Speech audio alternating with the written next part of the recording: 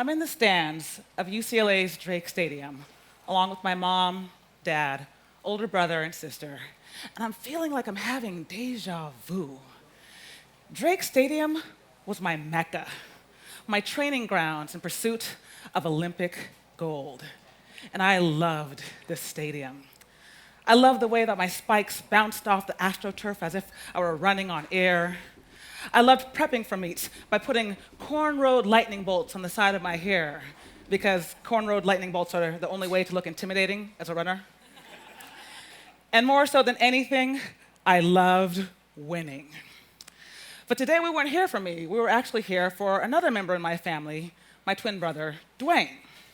Now, a few months prior, I had been training. I was a distance runner, cross country, track, half mile. And in high school, I was fast and thin and lovingly referred to as the turbo toothpick. But now I was in college, and all the distance runners were turbo toothpicks. So instead of really focusing on miles and cross country, my coach really wanted me to focus on the 50, because that for me was where the race was really going to be won.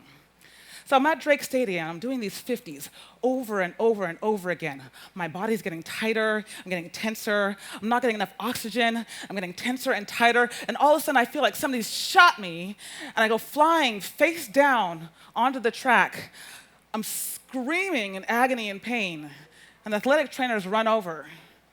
It's not a good look.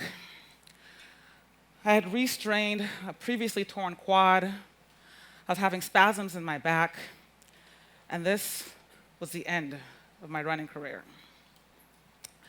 I was devastated. This was the destruction of my dream. I mean, if I had to draw a picture of what I was going to do with my life, I would have been a skinny black girl with cornrowed lightning bolts preparing for the Olympics. And if I had to draw another picture, I would have drawn a blank. So of course I was feeling something when I'm like looking down at the stadium, because this isn't the Olympics, this is the Special Olympics. Because my twin brother Duane has Down syndrome. And growing up, track and field and the Special Olympics were always the way that we connected. So as much as I wanted to be the one on that field, it almost felt serendipitous that Duane was there. Because if I couldn't win gold, Duane surely would. And out of all of the places that the Special Olympics could be having their state championships, it was going to be happening at UCLA. This was going to be our source of redemption.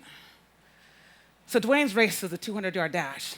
He lines up, and they say, all right, runners, on your mark, get set, go. And Duane is gone. At first, I can't really tell who's winning as they come around the bend, but as I get to the 100, I see that Duane is way ahead. He is going to win this race. I am so excited. I am so amped. He's at the 90, he's at the 80, the 50, the 40. He's about to win this. He's at the 30, and right when he's about to finish and cross the finish line, he's stopping short, and he's looking back, and he's like looking at the other runners like he wants to help them. I'm like, no, Duane, no, just let the other runners go, which is like the most inappropriate thing to be yelling at the Special Olympics. And 2 or 3 people go zooming right past him, and he gingerly just waits for the guy in last to cross the finish line with him. And as he does, I yell out from the stands, Duane! And he sees me and he looks up and he's like, hey, Don. And in that moment, I so badly wanted to tap into any kind of mind-reading powers that twins are supposed to have. I mean, what was he thinking? Was gold just for suckers? You know?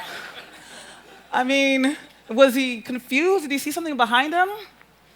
Until I saw him walk over and hug the other Special Olympics volunteers and the other athletes, and I realized, wow, he simply did that because he cares. My entire life, I thought that Duane and I were on the same mission, to finish first. But Duane's mission was to make sure that everyone finished, period. Clearly, somebody had gotten the memo on good sportsmanship, and it wasn't me.